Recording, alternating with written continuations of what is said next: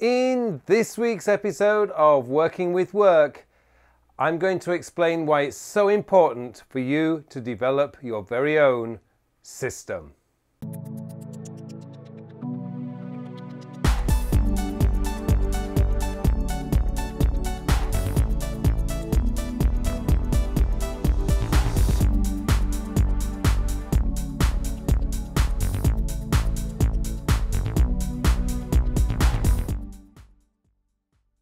Hello and welcome to episode 57 of my Working with Work series.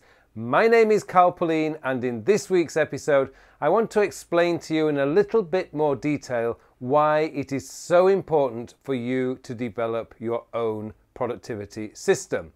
Now recently, I think many of you will know, I've just launched Beginner's Guide to Building Your Own Productivity System. And it's something that I've learned from my own personal experience.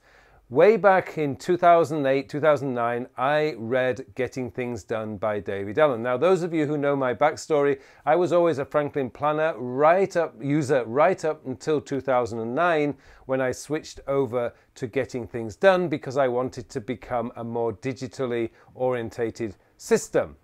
And when I started out with Getting Things Done, it was brilliant. It was a new thing. It was a new way of organizing my life, and I loved it. However, as time went by, I found there were a few areas of getting things done that I personally had difficulty with. The biggest one was with context. Now, context, for those of you who don't know Getting Things Done, context is the people, the place, or the tool that you need in order to do a task.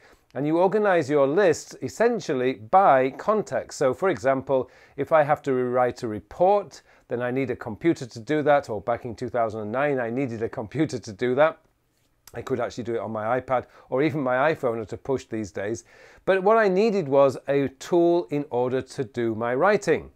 And so for if I had write blog post, that would be on the list that said at computer. If I needed to call a business colleague, that task would be on a context called at calls, and so on and so forth. And that's how it basically worked. Now, the problem I always had was I never really ever felt comfortable working from context.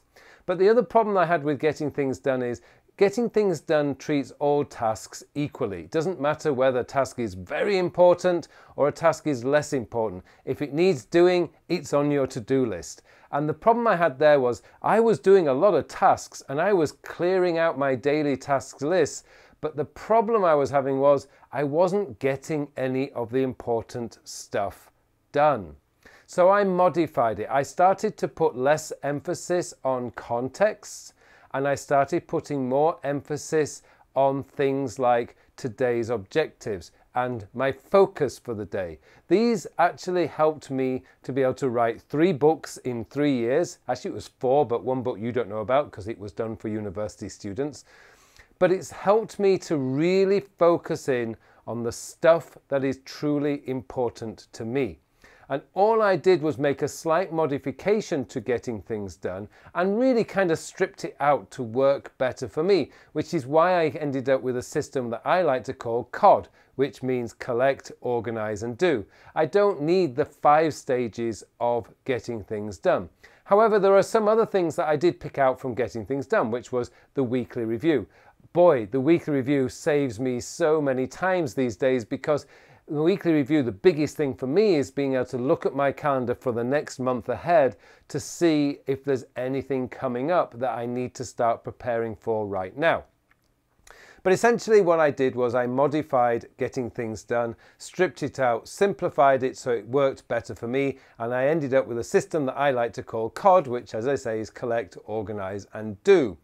Now, the thing is, once I did that, I started to get a lot more of the important things done. My goals started to become achieved because I was working on my goals every day. I wasn't just looking at a task list of random tasks that I could do in the office and just start doing, because I found I wasn't getting the important stuff done.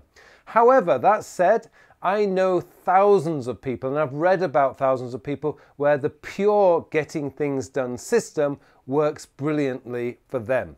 And that's why I realized that what necessarily works for me is not necessarily going to work for you.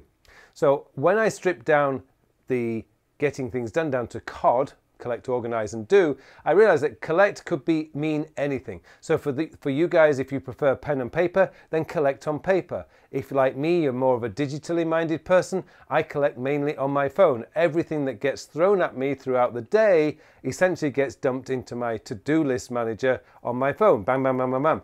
At the end of the day, when I've got 10 minutes, which I call part of my golden 10, I organize what I've collected, delete off what I don't need anymore, tick off all the tasks that I've actually done, and move all the things that I want to keep into their right places.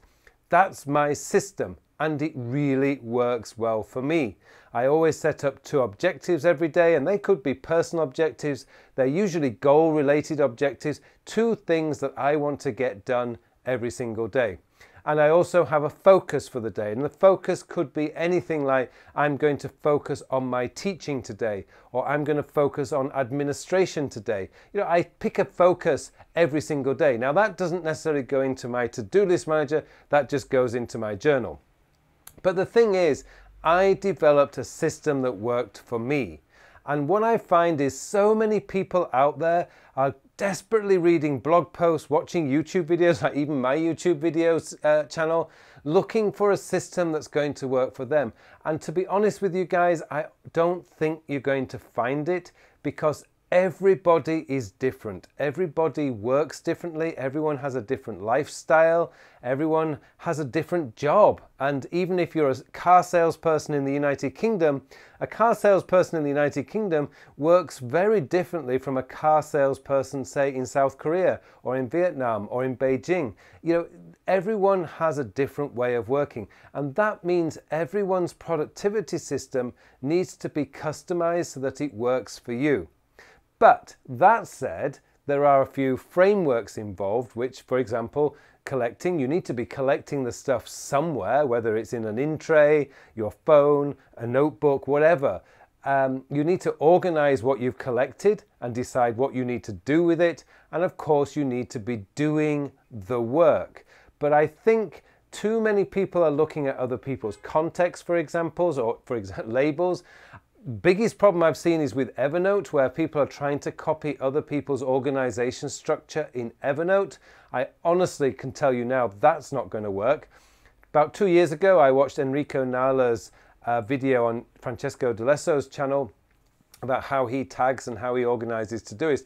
I saw that and I thought, wow, that's a brilliant way. However, when I implemented it, later that year, what I did was I implemented it in my way. So the symbols, which is what Enrico was using, I changed to work better for me. So I used different symbols and I used different categories, because what worked for Enrico and his company wasn't necessarily going to work for me and wouldn't have worked for me. So I modified it, but the basic principles of what Enrico talked about really resonated with me, and it did work, and it does work even to this day. And I haven't changed it, even though the trend these days is to move away from tagging in Evernote back towards notebooks. And I'm pretty sure in another year's time, the trend in Evernote will be to move away from notebooks and back to tags, because it's always the latest and greatest system. You don't want to be following that. What you need to be doing is creating your very own personal organization system. And that's really my key message. And it really is the foundations of all the productivity tips and tricks that I go out there and give to people. Build your own system. And for those of you guys who don't know, I mentioned build your own productivity system because I've just launched a free online course which will take you just under 1 hour to take. And it basically goes through the framework that you need in order to build your very own productivity system. It's a very basic course. It'll help you to start to build your own system that will work for you. And it talks about the principles of COD, collecting, organizing, and doing. It shows you how to get the best out of your calendar. And it also goes into PACT, and which is patience, action, consistency, and time. And why PACT is so important if you're going to build a workable productivity system. Sorry, I didn't mean to make that a plug, but the course is free, so it's not going to cost you anything, just a little bit of time. Well worth taking if you haven't taken it already. So have a look at that course. I'll put a link in the show notes below so you can have a look and decide if you want to take the course. Okay, thank you very much for watching this episode of Working with Work. It just remains for me now to wish you all a very, very productive week.